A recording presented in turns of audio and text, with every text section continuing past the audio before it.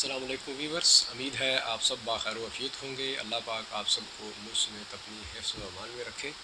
سامعین اکرام، آج بات کریں گے سپریم کورٹ آف پاکستان کے کل کے دیے گئے فیصلے سے متعلق۔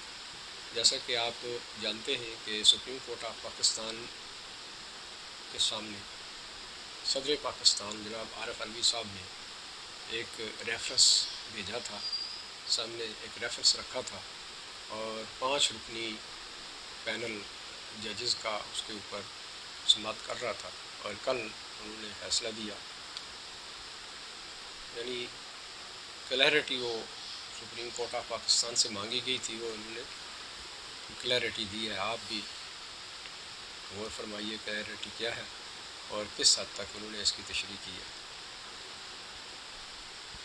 ریفرنس کے سوال نمبر 4 کی طرف آتے ہیں۔ پوچھا گیا سوال یہ تھا کہ آیا پارٹی کے منحرف ہونے والے اراکین کو تاحیات نائل قرار دیا جائے؟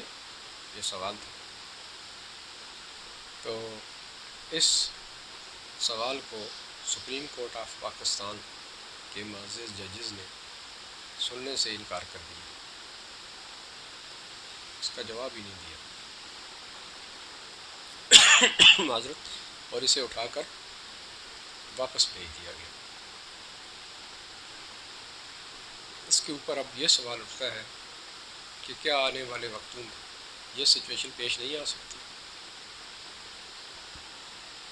یقیناً ملک ہے، جمہوری ادارے ہیں، پروسیس چل رہے ہیں، تو یہ سچویشن لازمی پیش آنی ہے، لیکن سپریم کورٹ آف پاکستان نے اس سوال کا جواب دینا مناسب نہیں سمجھا، جبکہ اس کا جواب دینا ضروری تھا۔ اور پھر دوسرا سوال تھا کہ عدم اعتماد کی صورت میں ووٹ دینے سے متعلق آئین کے مطابق پارٹی ہدایات کے مطابق ووٹ ڈالا جائے۔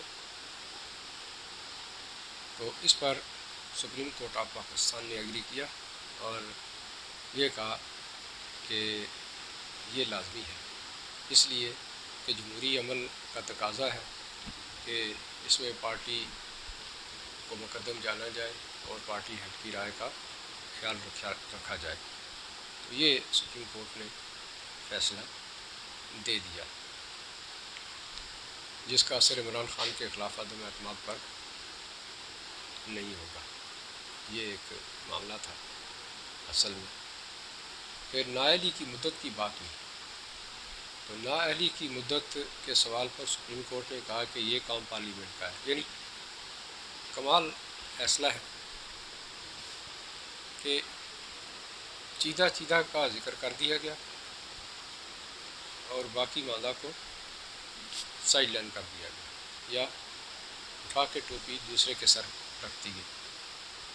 مانتے ہیں کہ یہ کام پارلیمنٹ کا ہے، کسی ممبر کی نااہلی کی مدت کتنی ہونی چاہیے، اگرچہ وہ اس وقت موجود نہیں ہے تو کیا کیا جائے، سوال یہ اٹھتا ہے۔ تو اس کے اوپر اگر بینچ فیصلہ دے بھی دیتا تو کیا حرج تھا؟ انصاف کے تقاضوں کو مد نظر رکھتے ہوئے، یا پارٹی لیڈران کو سنتے ہوئے، یا ان کے وکلاء کو سنتے ہوئے، نمائندگی تو وہ لوگ کر رہے تھے، اس کا فیصلہ آ جانا چاہیے تھا، لیکن اس کا بھی کوئی فیصلہ نہیں ہو سکا۔ تو سامعین کرام، کہتے ہیں کہ کسی بھی ملک میں جب انصاف کا ترازو ڈولنا شروع ہو جائے تو پھر اس ملک کے حالات کبھی سیدھے نہیں رہتے۔ ہماری معزز عدالتیں اس سے قبل جو ان کا ریکارڈ ہے وہ اچھا نہیں ہے۔ اب بھی اگر انٹرنیشنل لیول پر جو سروے آتے ہیں ان کو دیکھا جائے تو ہماری رینکنگ بہت دور ہے۔ اس کی وجہ کیا ہے؟ اسی طرح کے ملک فیصلے۔ جس ملک میں انصاف کے تقاضے پورے نہ کیے جائیں اس ملک میں پھر انارکی آتی ہے، بدحالی آتی ہے، اور عوام قانون ہاتھ میں لیتے ہیں اور پھر اسے جنگل کا قانون قرار دے دیا جاتا ہے۔ اور آپ سمجھتے ہیں کہ جنگل کا قانون کیا ہوتا ہے؟ ایک ہی بات، دا مائٹ از رائٹ، طاقت جس کے پاس ہے، ڈنڈا جس کے پاس ہے، حکومت اسی کی، ملکیت اسی کی، رائے اسی کی، فیصلہ اسی کی۔ تو سامعین محترم، یہ انتہائی سینسیٹیو قسم کا معاملہ ہے، ہماری عدالتوں کو نظریہ حدود سے ہٹ کر سوچنا چاہیے اور عین انصاف جو تقاضا ہے اس کے مطابق کرنا چاہیے۔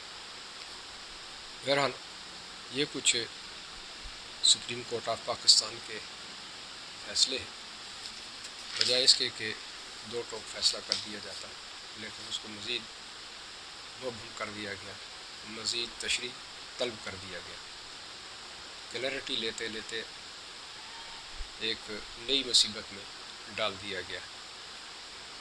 تو یہ کچھ اس فیصلے پر بات تھی۔ آگے اگر ہم ذکر کریں پیچیدگیوں کی، تو نقطہ یہ ہے کہ اس کیس کے بعد